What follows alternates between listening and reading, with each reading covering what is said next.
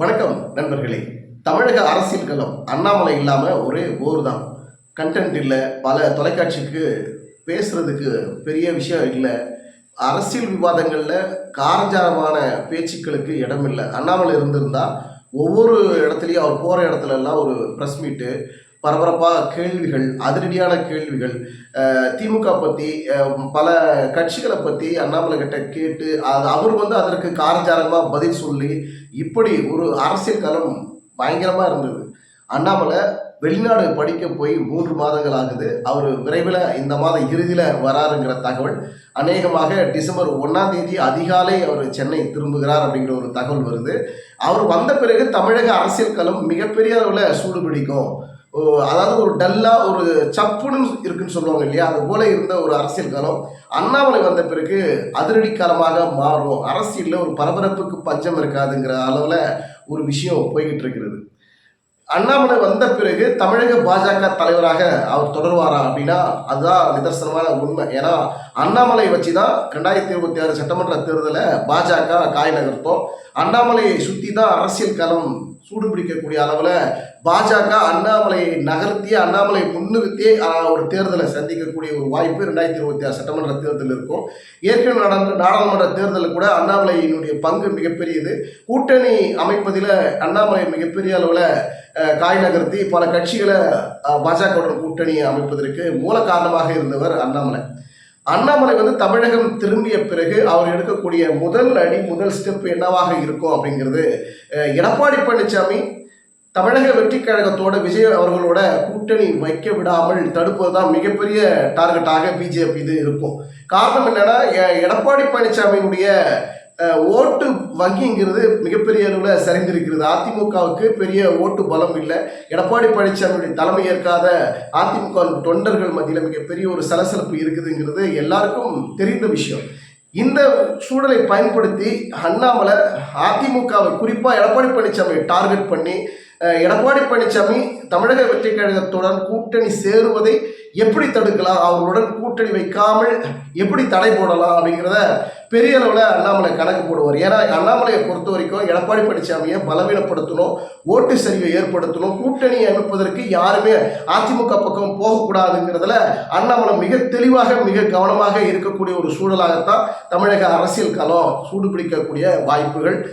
December முதல் வாரத்திலிருந்து பரபரப்புக்கு பஞ்சம் இருக்காது. அனைத்து தொலைக்காட்சிக்கும் அண்ணாமலையே ஒரு பெரிய டார்கெட்டாக, பாஜகவே பெரிய டார்கெட்டாகவே, அவரை சுற்றிய ஒரு செய்திகள் பெரிய கண்டென்ட் கிடைக்க ஒரு வாய்ப்பு இருக்கிறது. அண்ணாமலையுடைய அரசியல் வீகம் தமிழக பாஜகவில் மிகப்பெரிய பங்காற்றக்கூடிய வாய்ப்பு இருக்கும். அண்ணாமலை அதிமுகவை பின்னுக்கு தள்ளி எடப்பாடி பழனிசாமியை பலவீனப்படுத்தி பாஜக தமிழகத்தில் 2வது பெரிய கட்சியாக உள்ள வரணுங்கிறத மிகப்பெரிய டார்கெட்டாக நினைக்கிறாரு அண்ணாமலை. அதே சூழலில் தமிழக வெற்றி கழகத்தை எப்படியாவது அதிமுகவுடன் கூட்டணி வைக்கிற அளவுக்கு நம்ம ஏதாவது ஒரு பெரிய விஷயம் செய்யணும் அப்படின்னு எடப்பாடி பழனிசாமி பெரிய மாஸ்டர் பிளான் போடுறாரு. அந்த மாஸ்டர் பிளான் சுக்குநூறாக உடையிற வகையில் தமிழக வெற்றி கழகத்தின் சார்பாக ஓரிரு நாட்களுக்கு முன்பு ஒரு அறிக்கை கொடுத்தாங்க. நாங்கள் யாரோட கூட்டணி இது வரைக்கும் நாங்கள் அதிகாரப்பூர்வமாக அறிவிக்கலைங்க, உண்மைக்கு புறம்பான செய்தியை நீங்கள் தப்பாக பரப்பாதீங்க, சமூக வலைதளங்களில் பல தொலைக்காட்சிகளில் தமிழக வெற்றி கழகம் அதிமுகவுடன் கூட்டணி வைக்க போகுது அப்படிங்கிற செய்தி உண்மை கிடையாதுங்க, நாங்கள் இது வரைக்கும் அந்த மாதிரியான எந்த ஒரு அறிவிப்பும் கொடுக்கல, யாரும் அதை நம்ப வேண்டாம் அப்படிங்கிற அளவில் ஒரு அறிக்கை வந்தது. இது ஒரு எடப்பாடி பழனிசாமிக்கு ஒரு இடியாக இருந்தது.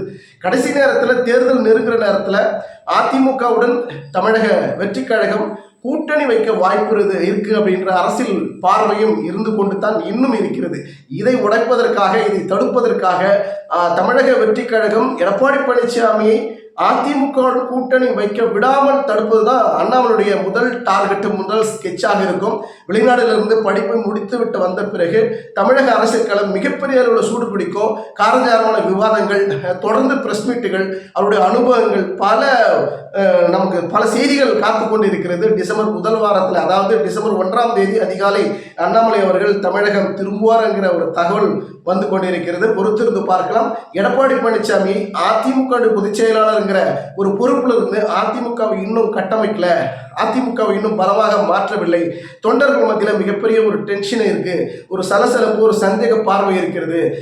நம்மளுடைய ஒற்றுமையின்மை காரணமாகத்தான் அதிமுகவுக்கு நம்ம பல்வேறு சிக்கல்கள், பல பிரச்சனை இருக்கு, நம்மள ஒற்றுமையை இணையணும் அப்படிங்கிறது அதிமுகவுடைய முன்னாள் அமைச்சர்கள் பல கலாய்வு கூட்டத்தில் அவர்கள் வாயாலேயே அவர்களை ஒத்துக்கொள்ள வகையில் பேசுறதை நம்ம பார்த்துருக்குறோம்.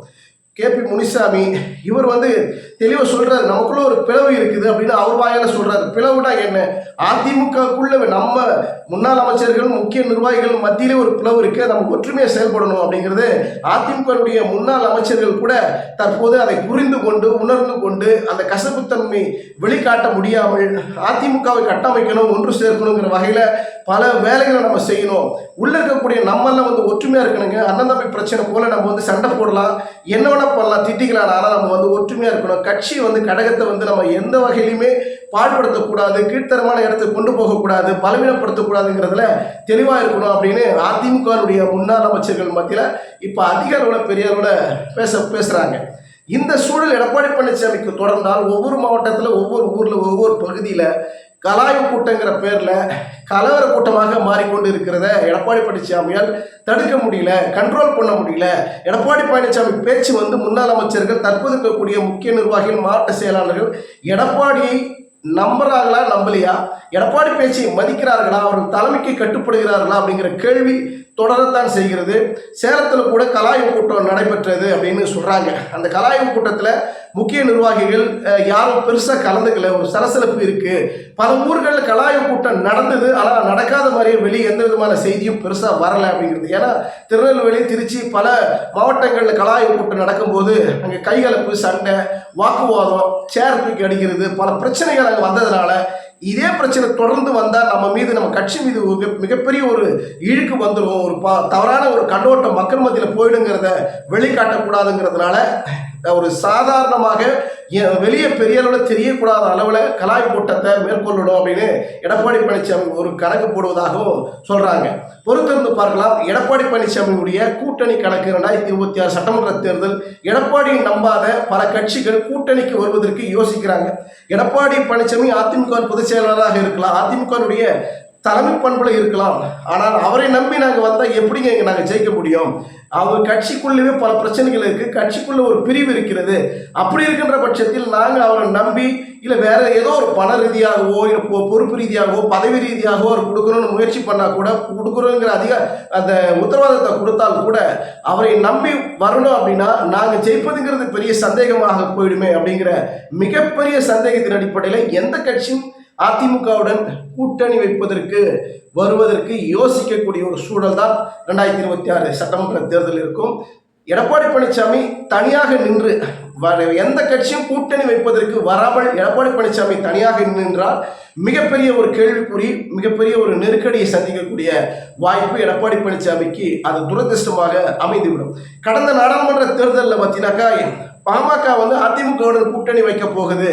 கடைசி நேரம் வரைக்கும், நாளை அதாவது இன்றைய இரவு வரைக்கும் பாமக அதிமுகவுடன் கூட்டணி வைக்கும் அப்படிங்கிற மிகப்பெரிய அளவில் பேசப்பட்ட ஒரு விஷயம். பொழுது விடிந்த உடனே அது பாஜக கூட்டணியில் பாமக போயிட்டாங்க, அவருடைய அலைன்ஸ் வச்சுட்டாங்க அப்படிங்கிற செய்தி ஒரு இடியை எடப்பாடி பழனிசாமிக்கு கொடுத்தது. அதனால பார்த்தீங்கன்னா இந்த முறை 2026 சட்டமன்ற தேர்தலில் பாமக அதிமுகவுடன் வருமா அப்படிங்கிறது சந்தேகம் தான். ஏன்னா பாஜகவுடன் பாமக தொடர்ந்து கூட்டணியில் நீடிக்கிறாங்க. அவருடைய பேச்சு இப்போ சமீப 2 நாட்களாக முதல்வர் மு க ஸ்டாலின் அவர்கள் சொன்ன பேச்சுக்கு அன்புமணி ராமதாஸ் ஒரு செய்தியை பதிலடி கொடுக்குற வகையில், ராமதாஸ் அவர்கள் பதிலடி கொடுக்குற வகையில் பல டாக் காரஞ்சாரமாக 2-3 நாட்களாக போயிட்டு இருக்கு. இந்த விஷயத்துக்கு எடப்பாடி பழனிசாமி ஒரு விஷயம் கூட எந்தவித ஒரு கண்டன அறிக்கையோ ஒரு குரலோ எழுப்பவில்லை. காரணம் என்னன்னா, நடந்து முடிந்த நாடாளுமன்ற தேர்தலில் பாமக கடைசி நேரம் வரைக்கும் அதிமுக கூட்டணிக்கு வரப்போறோன்னு சொல்லிட்டு அன்று இரவு வரைக்கும் கூட்டணிக்கு உறுதிங்கிற தகவலை கொடுத்து விட்டு மறுநாள் பாஜகவுக்கு போயிட்டாங்க அப்படிங்கிற அந்த மனக்கசப்பு எடப்பாடி பழனிசாமி மனதில் இருக்கும் அப்படிங்கிறது எல்லளவுக்கும் சந்தேகம் இல்லை. பொறுத்திருந்து பார்க்கலாம். அதிமுக மற்ற கட்சிகள் கூட்டணி வைப்பதற்கு துடிக்கிறாங்க. ஆனால் தமிழக வெற்றி கழகம் அதிமுகவுடன் அந்த ஒரு கட்சி மட்டும் நம்ம கூட கூட்டணி வைத்தால் போதும் அப்படின்னு எடப்பாடி பழனிசாமி நினைக்கிறது. எப்படியாவது விஜயை மட்டும் நம்ம கவர்ந்து இழுத்து விட வேண்டும், விஜயை மட்டும் நம்ம தன் பக்கம் இழுக்கணும்னு எடப்பாடி பழனிசாமி ரொம்ப போராடுறது நம்மளால் பார்க்க முடிகிறது, உணர முடிகிறது. பொறுத்திருந்து பார்க்கலாம். அந்த கூட்டணி உடைப்பதற்கு தான் தமிழக வெற்றி கழகம் அதிமுகவுடன் கூட்டணி வைக்க விடாமல் தடுப்பது தான் பாஜகவுடைய மிகப்பெரிய டார்கெட்டாக இருக்கும். எடப்பாடி பழனிசாமி மீது அண்ணாமலையும் சரி பாஜகவும் சரி மிகப்பெரிய டார்கெட் வச்சு அவரை பலவீனப்படுத்தணும், கூட்டணியில் யாரும் சேர விடாமல் தடுக்கணுங்கிறது தான் பாஜகவினுடைய முதல் டார்கெட், முதல் அசைன்மெண்ட்டாக இருக்கும். பொறுத்திருந்து பார்க்கலாம். எடப்பாடி பழனிசாமி அதிமுக பொதுச் செயலராக தலைமை பொறுப்பில் இருந்து 2026 சட்டமன்ற தேர்தலில் ஒருவேளை அவர் தோல்வியுற்றால் அதிமுகவினுடைய நிலை தடுமாற்றமாக மாறிவிடும்.